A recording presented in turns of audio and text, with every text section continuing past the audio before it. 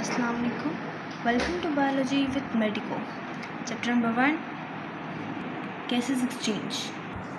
Chapter complete हो गया है और आज हम एक्सरसाइज करेंगे जिसमें है मल्टीपल चॉइस क्वेश्चंस। एमसीक्यूज है। फर्स्ट है the biological functions which perform gases exchange. ऐसे कौन से बायोलॉजिकल फंक्शंस हैं जो कि गैसेस को एक्सचेंज करवाते हैं। और फोटोसिंथेसिस भी है और रिस्पायरेशन भी है।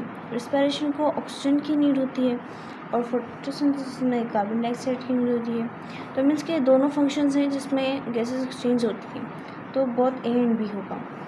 सेकेंड है plants to exchange of gases through. Plant जो हैं वो गैस एक्सचेंज किस तरह से करते हैं। रूट से करते हैं, स्टेम से करते हैं और स्टोमेटा से करते हैं। तो ऑल ऑफ दिस है। अगर यहाँ पे फोटोसिंथेसिस होता तो स्टोमेटा कहते हैं। फोटोसिंथेसिस में गैसेस एक्सचेंज जो है वो स्टोमेटा करवाता है। अगर हम प्लांट की बात कर रहे हैं तो यहाँ पे रूट, स्टेम और स्टोमेटा तीनों होंगे, तो ऑल ऑफ दिस है। थर्ड है each stoma is formed by. Her stoma जो है वो 2 गॉड सेल से मिलकर बना होता है। इस तरह की शेप होती है इसकी।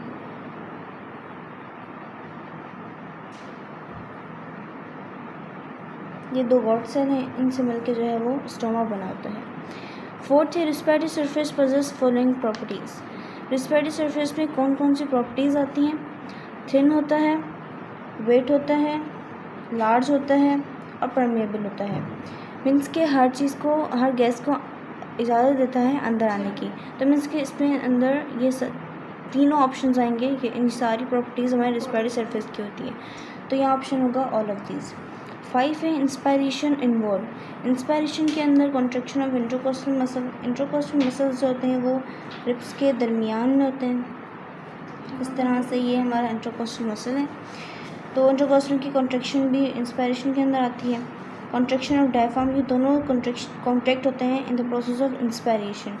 तो डायफ्राम की कॉन्ट्रैक्शन भी इंस्पायरेशन में आएगी। थर्ड है इनवर्ट मूवमेंट ऑफ रिब्स। अब रिब्स के इनवर्ट मूवमेंट तो नहीं होती, इंस्पायरेशन के अंदर क्या कौन सी होती है, आउटवर्ड मूवमेंट होती है। तो ये ऑप्शन नहीं होगा both A and B, contraction of both intercostal muscle and diaphragm. 6 है larynx is located on. Larynx कहाँ पर लोकेट किए जाते हैं। फर्स्ट ट्रेकिया के अंदर ही लोकेट किए जाते हैं लैरिंक्स को हम साउंड बॉक्स कहते हैं, जिसके अंदर वोकल कॉर्ड्स मौजूद होते हैं, जिसकी वजह से साउंड जो है वो प्रोड्यूस होती है।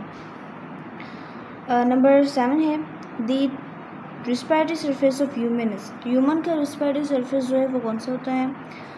नॉस्ट्रल तो नहीं होता, ब्रोंक्यूल्स पे नहीं होता, ट्रेकिया भी नहीं होता। तो ह्यूमन के अंदर जो रेस्पिरेटरी सरफेस होता है वो अल्विलाई होता है। मतलब रेस्पिरेटरी सरफेस जहाँ पे गैसेस जो हैं वो एक्सचेंज होती हैं, तो वो हमारा अल्विलाई होता है ह्यूमन के अंदर। Now the 6, 7, now 8 increase in rate of breathing का जो स्पीड है वो कौन इंक्रीज़ करवाता है। वो इंक्रीज़ करवाता है इंक्रीज कार्बन डाइऑक्साइड ब्लड। जब कार्बन डाइऑक्साइड जो होता है वो ब्लड के अंदर शामिल होता है तो ही ब्रीथिंग का रेट इंक्रीज़ होता है। ये हमने टॉपिक में पढ़ा था। ये नहीं होगा, decrease in carbon dioxide blood increase होता है तभी ही ब्रीथिंग का रेट जो है वो इंक्रीज़ होता है। Now the second last, which of the following disorders associated with degeneration of alveoli. Alveoli के अंदर जो डीजनरेशन होती है, एक डिसऑर्डर है कि अल्विलाई के अंदर जो डीजनरेशन होती है, तो वो कौन सा डिसऑर्डर है ये क्या है। तो वो एम्फाइसीमा होगा। मीन्स कि अल्विलाई के जो होती है, ये अल्विलाई होता है, इसकी इलास्टिसिटी जो है वो लूज हो जाती है, तो वो जो है वो थीली टाइप हो जाता है, तो ये हमारा एम्फाइसीमा कहलाएगा। मीन्स कि अल्विलाई में जो वॉल्स होती हैं वो 1 लेयर थिकनेस में होती हैं, तो इसलिए वो डिजनरेट हो जाती हैं, वो तबाह हो जाती हैं, ख़राब हो जाती हैं, तो उनकी इलास्टिसिटी भी लूज हो जाती है। Now the last, which of the following disorder is associated with inflammation of air passageway. ऐसा कौन सा डिसऑर्डर है जो कि इन्फ्लामेशन होती है एयर पैसेजवे के अंदर, तो वो ब्रोंकाइटिस होगा। अस्थमा हो सकता है क्योंकि इन्फ्लामेटरी ये भी है अस्थमा। एज़मा इन्फ्लेमेटरी ये भी है, लेकिन यहाँ पे बुक की पॉइंट ये बुक के हवाले से अगर हम बात करें तो इन्फ्लेमेशन जो होती है एयर पैसेज वे में होती है, तो वो हमारा ब्रोंकाइटिस डिसऑर्डर होगा। किसकी वजह से होती है?